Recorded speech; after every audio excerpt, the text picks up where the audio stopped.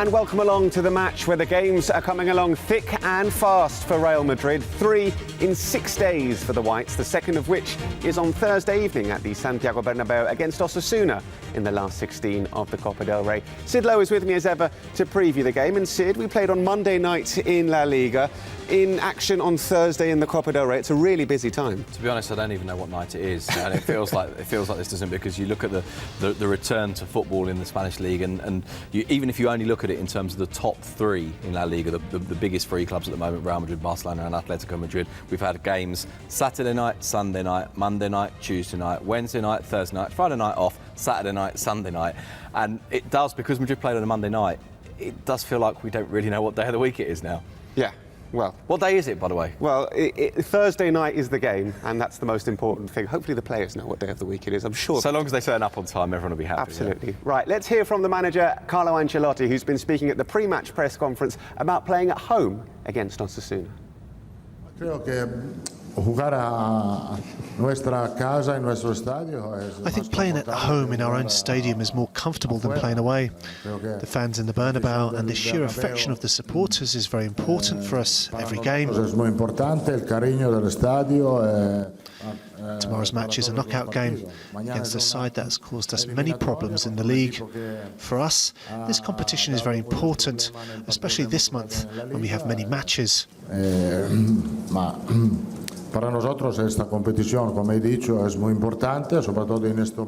Tomorrow we have to try and take an advantage into the second leg.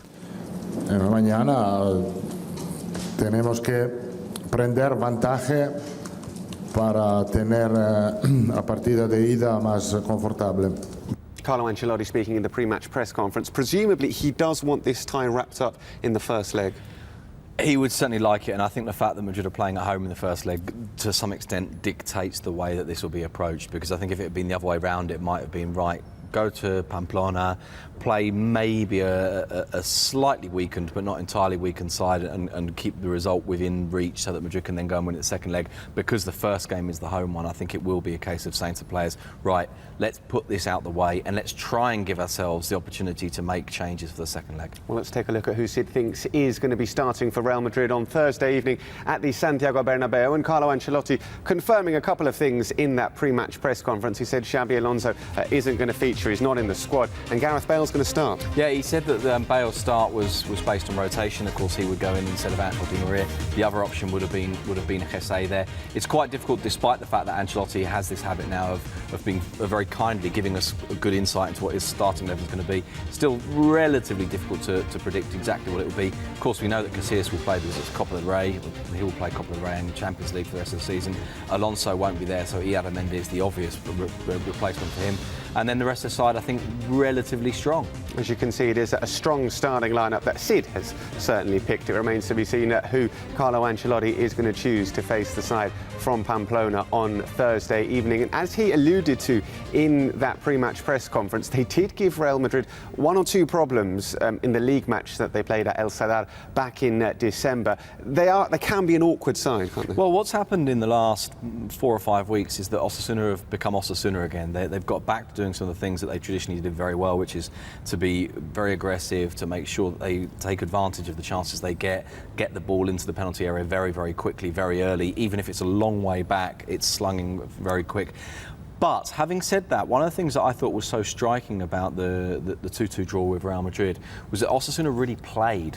And you know, we're used to seeing them make it difficult. We're used to seeing, to use a Spanish cliche, them turning the football pitch into a minefield to make it difficult for Real Madrid to find their way around it. But actually what really struck me was how well they played it, and particularly the first of the 2 goals scored by Oriol Riera was a really nice goal, really well worked from the left to the right and then back into the area. And I thought that was really striking. Obviously, at the Santiago Bernabeu, I think it's going to be far, far more difficult to do that. And they come with only 1 striker, because they've got two who almost certainly won't come because they're about to leave the club, Oriol Riera. And so I think they will try and sit deep and, to some extent, play on the break if they possibly can. How much will the fact that we played them a couple of weeks ago condition this game?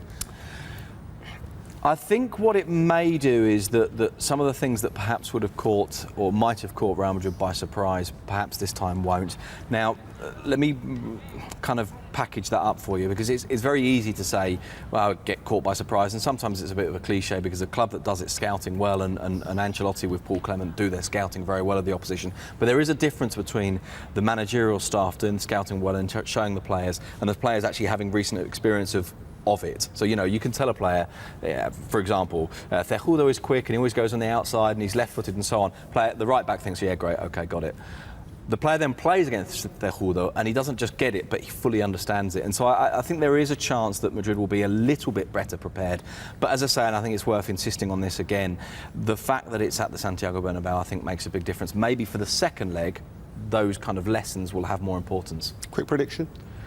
I think Madrid will be too good for them. I don't necessarily think it will be easy, but I think Madrid will win 2, maybe 3-0. OK, that's all we've got time for on this edition of The Match. The match in question is Real Madrid against Osasuna in the last 16 of the Copa del Rey on Thursday evening. Do keep sending us your tweets on Twitter using the hashtag TheMatchRM. And if you haven't already, make sure you subscribe to the official Real Madrid YouTube channel. That's all we've got time for. Until the next time, adios.